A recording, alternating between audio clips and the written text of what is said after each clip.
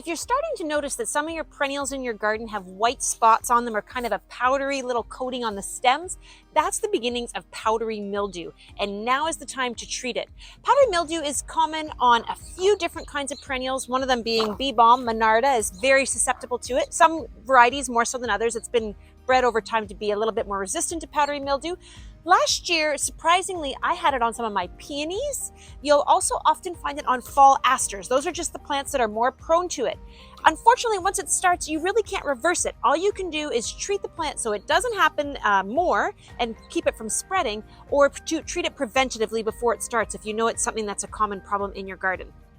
The only way to really treat powdery mildew is with a fungicide, and there's going to be lots of different options. This is a ready-to-use option in a spray bottle. You can also buy it as a powder. That's a concentrate that you have to mix and spray.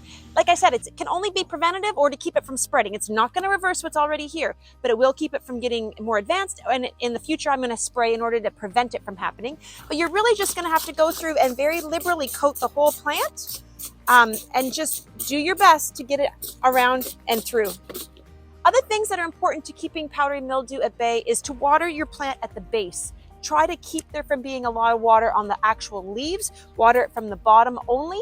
You're also going to want to make sure your plant has good airflow, because it's generally the humidity that makes that fungus grow more. Also, when you're watering at the base, try to do it more so in the morning than later in the day, because that gives the plant the whole day to kind of absorb that moisture and do well. And another key point is to try to keep your plants healthy, because healthy plants are less susceptible to all kinds of different problems, including fungus and powdery mildew.